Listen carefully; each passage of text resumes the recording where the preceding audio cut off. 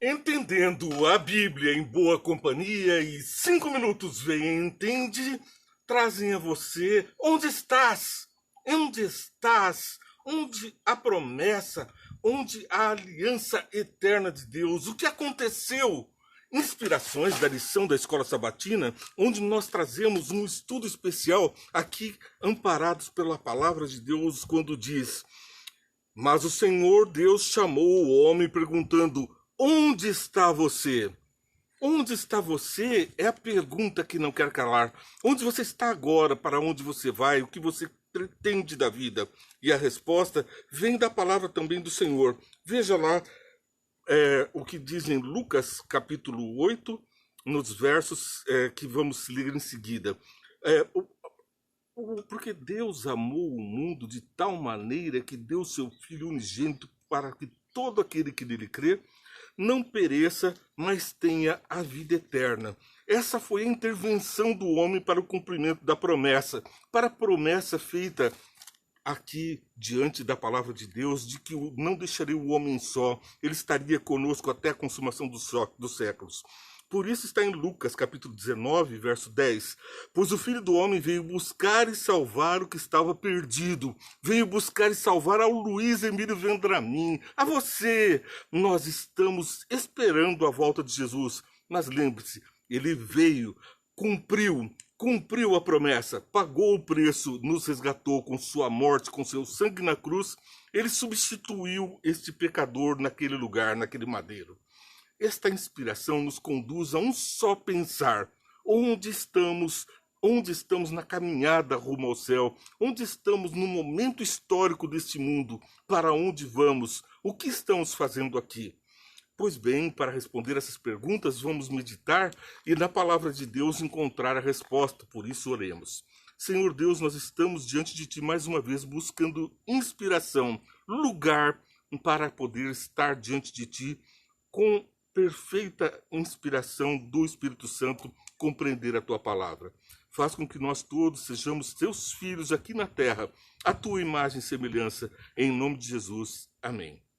Essas bênçãos de ser semelhante ao Altíssimo, com certeza, é a maior e melhor de todas. Jesus estava procurando Adão pela viração do dia, exatamente como costumava fazer, era de seu costume passear pelo jardim na viração do dia, estar ali em conversa, em relacionamento de amor, de carinho, de racionalidade.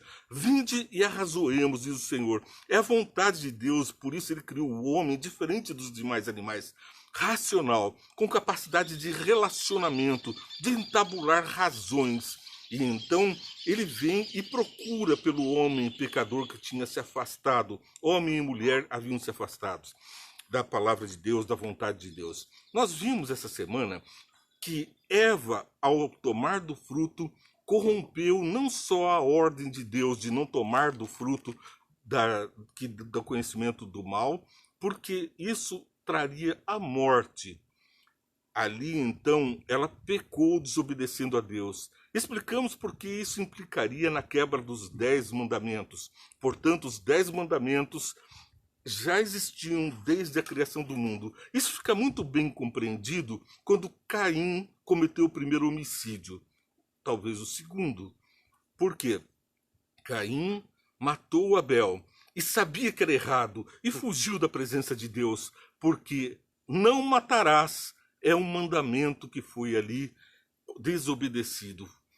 Assim como Eva tomou do fruto e violou os 10 mandamentos, também Adão, com liberdade, com livre-arbítrio, escolher atentar, idolatrar a Eva e provar do fruto, ele que não for enganado como Eva, mas de livre-arbítrio, de livre escolha, de mão levantada, tomou do fruto e participou do pecado de Eva, do pecado de Lúcifer, de Satanás, de querer, como Lúcifer, subir às alturas e ser semelhante ao Altíssimo.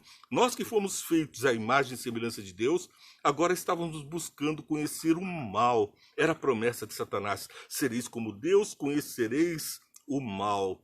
Eles só conheciam o bem. Mas espectro era subir às alturas, ser semelhante ao Altíssimo. Lúcifer queria isso. Eva quis isso. E agora as pessoas estão querendo se independer de Deus e também violam esses mandamentos, tomam do fruto proibido e quebram os 10 mandamentos. Mas como eu posso dizer que esses mandamentos estavam implícitos e ali presentes já no Jardim do Éden? Além do fato de que Caim matou e sabe que era não matarás, nós vemos que o tomar do fruto, quer seja ele por engano, quer seja ele por escolha racional, tendo consciência da proibição.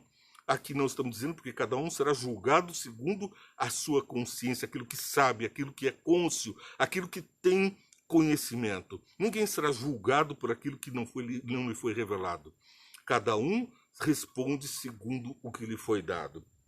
Mas aqui nós vamos ver que quando Adão e Eva escolheram acreditar em Satanás e tomaram do fruto, eles tiveram outros deuses além dele, violando Êxodo capítulo 20, verso 3, o primeiro mandamento: não terás outros deuses além de mim. Escolheram ser eles outros deuses e acreditaram na serpente. Por isso, o segundo mandamento, não farás para ti nenhum ídolo, foi ali quebrado. O ídolo estava ali presente na expressa figura do diabo, na serpente, e a escolha do fruto como objeto de adoração, objeto de culto. Violaram, preferiram o objeto de culto, o fruto, embora belo, dourado, a serpente ali com encantos, como se fosse uma borboleta, um animal diferente do rastejante que é hoje, porque foi com a praga que ela passou a rastejar sobre o próprio ventre e ser odiada por todos os animais, conforme diz o Gênesis. Mas aquele animal encantador não falava. Por falar, maravilhou-se Eva, e tudo que maravilha cega. O pecado é maravilhoso, encantador, sedutor. A serpente atrai, e abocanha o sapo, a rã, o passarinho, que vai cego em direção à boca da serpente. Fica aterrorizado, fica maravilhado. Você, quando estiver assim, peça a Deus, porque nós temos o livre-arbítrio e a racionalidade, porque Deus nos fez racionais. Então, violado o segundo mandamento, eles se prostraram a eles, segundo o que diz o verso 5 de Êxodo 20. Se prostraram diante de Satanás, fizeram adoração a ele em lugar de adorar a Deus. Não tomarás o nome do Senhor teu Deus em vão. Naquela conversa com a serpente, o nome do Senhor foi delegado. Não foi isso. Deus mentiu. Você certamente não morrerá. Assim foi tomado o nome do Senhor nosso Deus em vão, naquele momento, violando assim o terceiro mandamento. Lembra-te do dia do sábado para o santificar. É o quarto mandamento. O mandamento que diz que nós, na sexta-feira hoje, estaremos então nos preparando para o encontro com Jesus na viração do dia, no pôr do sol, na hora da brisa. Era nesse horário que Jesus vinha e participava do banquete da racionalidade. Como foi teu dia? As coisas como estão, o nosso jardim, o jardim que eu coloquei em você, olha, vamos ver as plantas novas, os cruzamentos de animais que foram feitos aqui, que espécies, que derivações de espécies, que raças, que tipos foram criados, raças de galinhas com os mais belos, com as mais belas penas, com cores maravilhosas, eram desenvolvidas ali para Adão com o estudo da genética, flores, a ervilha, a lentilha, que depois foi a ser estudado pela genética atual, já era um objeto de estudo de Adão. Tudo estava criado, mas o potencial de desenvolver estava ali presente, não pelo evolucionismo, que assim, em 1840, assim como o adventismo, a verdade de Deus vem sendo restaurada, surgiram também o espiritismo e o evolucionismo na mesma época como força. E eles pregam, em última análise, um espírito se desenvolve a partir de um ser inanimado, animadinho, vai crescendo e chega ao ponto da imagem e semelhança de Deus. Porque não para no homem, a evolução tem que continuar, espíritos mais evoluídos. Na evolução, os ameboides, os pequenos seres foram desenvolvendo e chegaram a ser o homem, do macaco, dos símios vieram ali o homem, e agora o Homo sapiens precisa desenvolver, precisa também se elevar. Essas ideias de desenvolvimento contrapõem-se à ideia de Deus que criou um homem perfeito e racional com toda a luz, com toda a inspiração, e soprou nele o fôlego da vida, ele deu conhecimento direto, participando da vida de Adão e de Eva, participando inclusive no sábado, estando com eles. Mas preferiram ocultar-se na viração do dia, procurados por Jesus. Onde estás? Estavam escondidos na folha, entre as folhas encontraram também a vestimenta da figueira, para poder tapar os frutos do seu pecado, o conhecimento do pecado, a sua nudez. Criou Deus o homem à sua imagem, a imagem de Deus os criou, homem e mulher os criou, Gênesis 1, 27. Deus os abençoou. E então o relato da queda e por fim, em Gênesis capítulo 3, versos 8, ouvindo o homem e sua mulher os passos do Senhor Deus que andava pelo jardim quando soprava a brisa do dia, esconderam-se da presença do Senhor Deus entre as árvores do jardim. Assim, escondidos, não foi possível participar da comunhão do sábado com Deus.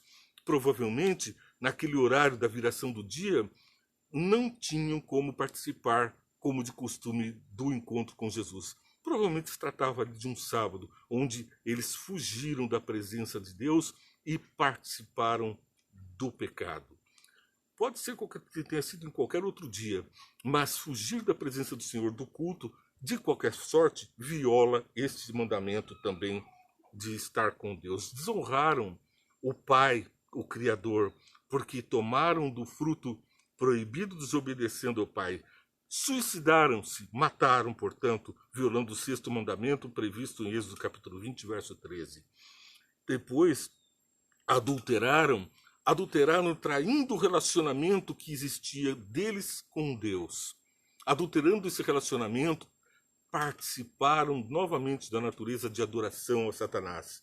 Furtaram o fruto proibido, violando assim o oitavo mandamento, previsto em Êxodo capítulo 20, verso 15. E no verso 16, não darás falso testemunho. Qual foi o testemunho que Adão e Eva deram para o universo da desobediência? Deram um falso testemunho. Satanás testemunhou, certamente não morrerás. E eles testemunharam, comemos. Não morreram pela graça de Deus naquele mesmo instante, mas onde estão eles hoje? Aguardando a volta do nosso Jesus, porque foi por eles também que Jesus morreu. Ele veio buscar o que se havia perdido. Não cobiçarás, o último mandamento. O 10º mandamento da lei de Deus está prescrito em Êxodo capítulo 20, verso 17.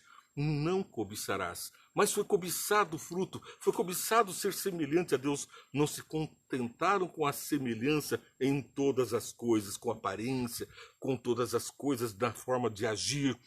Queriam ainda mais aquilo que Satanás disse, conhecer o mal. O mal que Deus conhecia na figura do que Satanás tinha feito nos céus, agora era conhecido pelo efeito do que ele produz em nossa vida, o mal. E as pessoas ainda perguntam e se queixam que Deus é esse que permite tais coisas. Mas o juízo de Deus vem, é certo, e logo está às portas. Salmos capítulo 95, versos 7 e 8, passamos agora a descrever os cuidados de Deus ainda agora por nós, como Ele está tratando a questão do nosso desvio, de nós estarmos desviados. Vamos lembrar? A promessa, a aliança eterna de Deus, é uma promessa que é feita para nós em busca, e a lição desta semana buscou o que aconteceu. E a resposta agora termina que nós não ficamos no mundo do pecado, mas temos um convite de Deus, um convite especial. Versos que vamos ler agora são convites de Deus para que nós estejamos junto com Ele no paraíso. Aqui na terra restaurada e nos céus muito próximos. Salmos 95, versos 7 e 8. Pois Ele é o nosso Deus e nós somos o povo do seu pastoreio, o rebanho que Ele conduz. Hoje, se vocês ouvirem essa voz, não endureçam o vosso coração. Às vezes, endurecidos pelo mundo, nós estamos perdidos, endurecidos, não cremos mais. Como pessoas que não têm luz, nós também nos colocamos como filhos das trevas. Nós somos chamados das trevas para a verdadeira luz. Isaías 55, versos 1 e 2. Venham todos vocês que estão com sede, venham às águas, e vocês que não possuem dinheiro algum. Venham, comprem e comam, venham, comprem vinho e leite sem dinheiro e sem custo. Nós vimos que Pedro explica muito bem o que é esse leite, é o alimento espiritual. E o verso 2, por que gastar dinheiro naquilo que não é pão? E o seu trabalho árduo naquilo que não satisfaz? Escutem-me, a ênfase do Senhor, e como o que é bom. E a alma de vocês se deliciará com a mais fina refeição. Deus quer o melhor para nós. Ele deu de todo o fruto, de todos os frutos do jardim comerás. Só não podemos comer do mal, do conhecimento do mal. Durante o deserto, ele providenciou na travessia do povo de Israel do Egito para Canaã, ele providenciou o maná, o que tinha de melhor no alimento, um pão dos céus. Também providenciou a água da vida. Mas versos 6 e 7 continua com essa inspiração aqui no capítulo também 55 de Isaías, versos 6 e 7. Busquem o Senhor enquanto é possível achá-lo. Clamem por ele enquanto está perto. Que o ímpio abandone o seu caminho e o homem mau seus pensamentos. Volte-se ele para o Senhor, que terá misericórdia dele. Volte-se para o nosso Deus, pois ele dá de bom grado. Então a resposta do verso 1. E vocês não possuem dinheiro algum? Quem é que paga a conta? Pergunto. Quem paga a conta é ele quem dá de bom grado o seu perdão.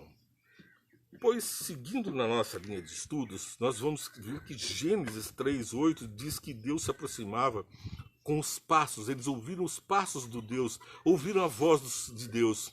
Adão, onde estás? Aqui é o Deus que procura o pecador. O pecado causa separação entre nós e Deus. Nós pecamos, rompemos o pacto, a aliança. E agora a aliança eterna precisa ser restaurada. Precisa sermos ressignificados, restaurados à imagem e semelhança de Deus. E então é Deus quem procura o pecador.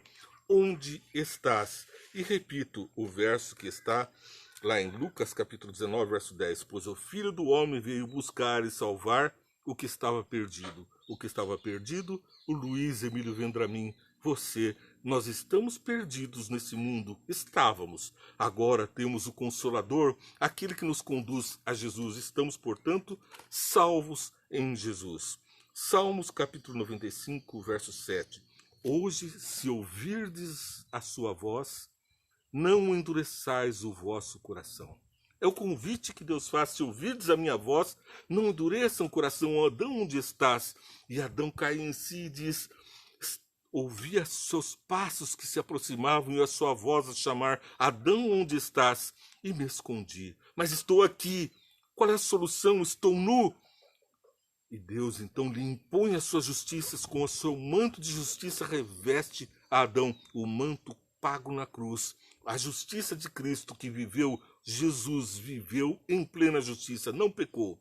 Mas ele morreu no lugar deste pecador. Morreu em nosso lugar, verteu ali seu sangue, o preço foi muito bem pago. Foi pago abundantemente, inclusive não só para me salvar, para salvar a você, aos mais vis pecadores, aos contumazes, aqueles que se repetem no erro, aqueles que estão lançados no abismo e tentando se mover na areia movediça, na lama, tentam encontrar o caminho. Nas nossas próprias forças, impossível, mas na graça de Jesus e pelo Espírito Santo, estamos caminhando para não endurecermos o nosso coração, antes escolhermos hoje a quem servir, e escolhemos servir ao nosso Redentor e Salvador. E é o próprio Cristo quem conta uma parábola que explica tudo isso, lá em Lucas capítulo 15, que vou ler do verso 1 até o verso 4.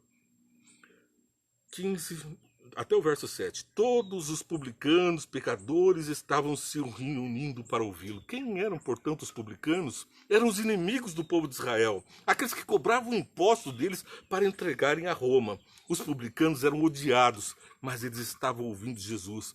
Onde estás? Dizia ele aos publicanos. E eles estavam ali, abeberando-se da fonte da água da vida eterna. Estavam ali também os pecadores, e os pecadores estavam prostrados diante de Jesus. Pai, perdoa-lhes, porque não sabem o que fazem, é a fala de Jesus. Mas, continua o texto, Mas os fariseus e os mestres da lei, eles também estavam ali, os mestres da lei. Quem são os mestres da lei? Senão aqueles que ensinam os outros, porque pregam que pela lei são salvos. Estão salvos pelas suas próprias obras, obras que praticam apenas publicamente, porque no íntimo, no oculto, estão cheios da violação da própria lei. Todos pecaram e estão destituídos da glória de Deus, diz a palavra de Deus, inclusive os mestres da lei. Mas além dos mestres da lei, estavam ali também os fariseus, aqueles que se purificavam por rituais, buscando a salvação por obras próprias. Não podiam aceitar Jesus de forma alguma. E assim, lembrei, não perca todos os dias 5 minutos Vem Entende, que hoje se juntou com Entendendo a Bíblia em Boa Companhia, para avançar nesse tema um pouco mais. Ali estavam então os fariseus com seus rituais de purificação. Esses homens, diziam eles então, estes homens recebem pecadores e comem com eles. Eles estavam na casa de Jesus, estavam ali comendo, participando da bênção da palavra de Deus. Enquanto pecadores e publicanos louvavam a Deus, cantavam hinos, davam glória, os da lei, os mestres da lei e os fariseus o acusavam de comer com os pecadores. Eles também estavam ali, esqueceram-se? Eles também estavam com os pecadores. Eles eram os piores pecadores. Eu estou ali também, constantemente tentando me desenredar de ser entre os piores pecadores. Então Jesus lhes contou esta parábola. Qual de vocês que possuindo 100 ovelhas e perdendo uma não as deixa as 99 no campo e vai atrás da ovelha perdida até encontrá-la? Foi atrás do Luiz Emílio Vendramin, foi atrás de poder me encontrar. E quantas vezes eu torno ao lodo, quantas vezes me meto em espinhos e não consigo sair. Mas o bom pastor vai buscar a sua ovelha. Quais são as 99 ovelhas que ele deixou? O próprio Jesus explica. Mas nós temos que ter a compreensão de que 99 são aquelas que não precisavam ser buscadas, estavam seguras no aprisco. Quem são eles? São os que não precisam de arrependimento porque estão no caminho da luz. Estão seguindo Jesus, estão no colo de Jesus. Se ponha logo nesse colo. São os 99, os outros mundos, os anjos não caídos. Aqueles seres que participam da natureza celeste em direta comunhão com Deus, porque não pecaram e não estão desprovidos da glória de Deus. Mas nós estamos desprovidos da glória, mas não da graça de Deus. Nela nós retornamos ao aprisco, retornamos no colo de Jesus ao rebanho. E quando a encontra, verso 5 do capítulo 15 de Lucas, coloca alegremente nos ombros e vai para casa. Ao chegar, reúne os seus amigos e vizinhos. Quem são os amigos e vizinhos, senão Deus Pai, Deus o Espírito Santo, a quem Jesus nos apresenta, e ele também então nos apresenta como nos seus ombros. Nos ombros do gigante Jesus nós estamos caminhando, vencendo o mal e o pecado. Ali ele nos apresenta a seus amigos, a Deus e ao Espírito Santo. E o Espírito Santo também intercede por nós, não vamos esquecer. Mas ali estão os amigos e estão também os seus vizinhos, os seres de outro mundo que contemplaram as acusações de Satanás. Lembra da Assembleia onde Jó foi ali acusado por Satanás e deu um bom testemunho. Jesus deu um bom testemunho no meu lugar. Eu não preciso me apresentar no universo com a vergonha dos meus pecados, porque Jesus encobriu os meus pecados e nos traz no ombro, onde não pode ser alcançado pela serpente que feriu o calcanhar. Mas a vitória na cruz foi de Cristo, o crucificado, o morto e ressurreto, aquele que viveu e na cruz venceu definitivamente o mal. Eu lhes digo que da mesma forma, verso 7, haverá mais alegria no céu por um pecador que se arrepende do que por 99 justos que não precisam arrepender-se. Aqueles que estão salvos são da convivência, estão na festa, mas a alegria é quando eu, o filho perdido, chego, eu, o filho distante. Assim como acontece conosco, temos saudades dos que estão distantes. Os seres dos céus, os seres de outros mundos, viram a criação, o cuidado, o carinho de Deus e não conseguem entender a maravilha de Jesus sair dos céus e morrer por mim. Nós vamos estudar isso pela eternidade, mas eu posso sentir o amor de Deus que me transforma. Cada vez que eu me ponho no colo de Jesus, no ombro desse gigante, os meus pecados são enterrados, lançados no fundo do mar. Deus lança para trás, duas passagens bíblicas, lança os pecados para trás para não lembrar deles. E lanço, a segunda passagem, lança os pecados no fundo do mar, onde não se pode mais encontrá-los. Nem Deus procura e nem Satanás consegue chegar nas profundezas do mar para ressuscitar os meus pecados. O único que pode ressuscitar os pecados sou eu. Mas como eu estou nos ombros do rei, a obra é olhar para o alto e não para as profundezas do mar. Não preciso me envergonhar, repito, dos meus pecados. Eu estou salvo com Jesus, os salvos e os outros mundos, as 99 ovelhas. A ovelha perdida, o pecador, sem dúvida sou eu. Gênesis 3, verso 8. Então Deus veio buscar aquilo que estava perdido. E em Gênesis 3, ouvindo o homem e sua mulher os passos do Senhor que andavam pelo jardim quando soprava a brisa do dia, esconderam-se da presença do Senhor. É eu que estou escondido, que sou buscado por Deus. Não é aqueles que estão bem salvos. Depois nós vemos que nos ombros gigantes do nosso Senhor Jesus, e depois então os amigos, nós temos então essa amizade com os anjos, com os seres de outros mundos através de Jesus. É um melhor amigo do universo apresentando o seu novo amigo, aquele convertido, aquele que passa a seguir os seus caminhos. Você passa a ser apresentado por Jesus aos convidados do banquete para a tua recepção. É o pai preparando o banquete para o filho pródigo. É o universo indignado com o pecado como o filho mais velho, mas sem compreender, acaba participando também do banquete para a nossa recepção. Lucas capítulo 9, verso 10, o Filho do Homem veio para buscar o que se havia perdido. O que se havia perdido era eu, que fui achado por Jesus. É você, meu amigo. Onde você está? Você está nos ombros de Jesus. Você está junto ao trono da graça, no banquete de Jesus de apresentação tua diante do universo. É a tua festa de 15 anos, onde você é agora apresentado à sociedade. É o teu renascimento, a tua festa de nascimento, a tua festa de renascimento diante do banquete dos céus.